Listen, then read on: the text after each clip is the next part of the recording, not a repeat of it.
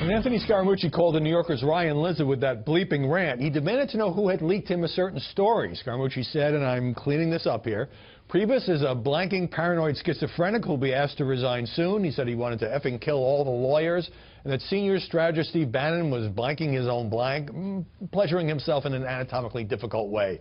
Now, all this fueled a debate over his crude talk and his effort to find out whether Priebus was leaking against him.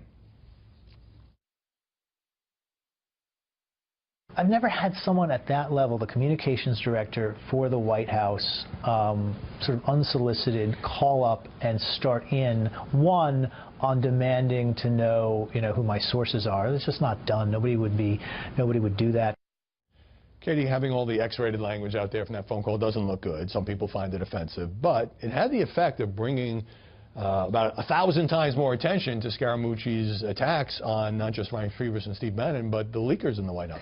Look, I don't believe for a second that this was not a planned and executed phone call from Anthony Scaramucci. When you look at the lineup of events, when you look at Sean Spicer resigning last Friday, this phone call comes in. He talks about Ryan's getting fired soon or being forced to resign. He resigns on Thursday night, is forced out on Friday, and is forced to drive home alone away from the motorcade, and then awkwardly does interviews from the White House Friday night. I think that this was planned, and I think that Scaramucci was sent out by someone in the White House to make this phone call. My reporting suggests that's not the case, and that, while he certainly maybe wanted to get the message out through the call to Ryan Lizza, he did not want all of those words to be quoted. And by the way, speaking of these words that we can't say on television, all this fainting going on over the Mooch's very rough language, I'm sorry, have these people ever worked in newsrooms?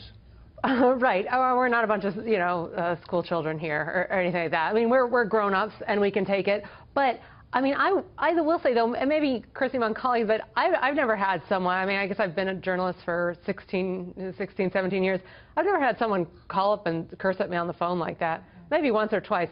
I've never had anyone call and did you ever get a call from Rahm Emanuel?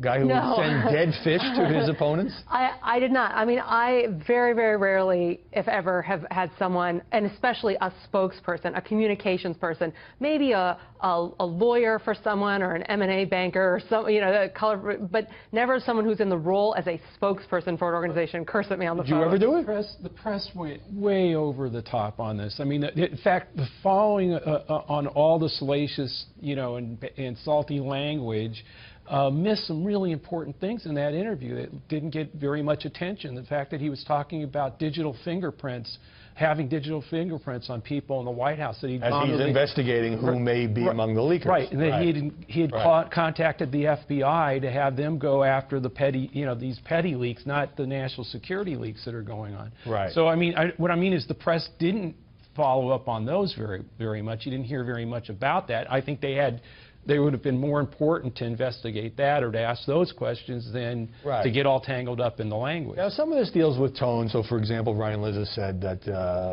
Scaramucci had told him, as a patriotic American, he should tell him his source. He originally thought it was Priebus. Priebus didn't have to leak that particular story. I'll get to that in a second.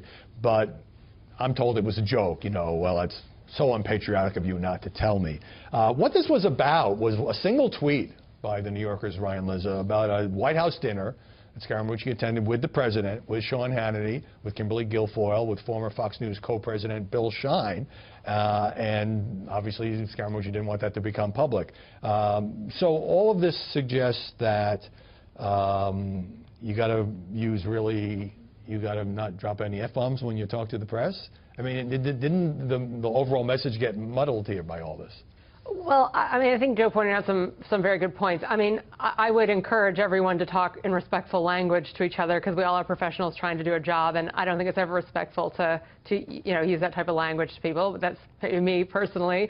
But, you are now, I think the message would be you are now the communications director. You are the spokesperson for the White House, for the president. Don't become the story. Don't become the story and think before you open your mouth. Did you ever call anybody up and ream them out in less than decorous language? Absolutely, but I'm not the White House communications. Well, you were a campaign manager. You were an important guy. You worked for Howard Dean. And I was smart enough to say Howie when I did it with you. I was smart enough to call it Howie. We're going to have an off-the-record conversation. And when you said yes, we are, bam. The language isn't the issue here. The issue know? is the content of the conversation, him going after Reince Priebus with so much veracity, and the tension within the White House, Perhaps. and the rumors about the shakeup. Right, but it's not about the language, it's about the content and who he was going after and calling him a schizophrenic. I mean, come on. I think with the president's tacit permission, because Reince Priebus ended up getting forced out. Got to go. Joe Trippi and Katie Pavlich, thanks very much.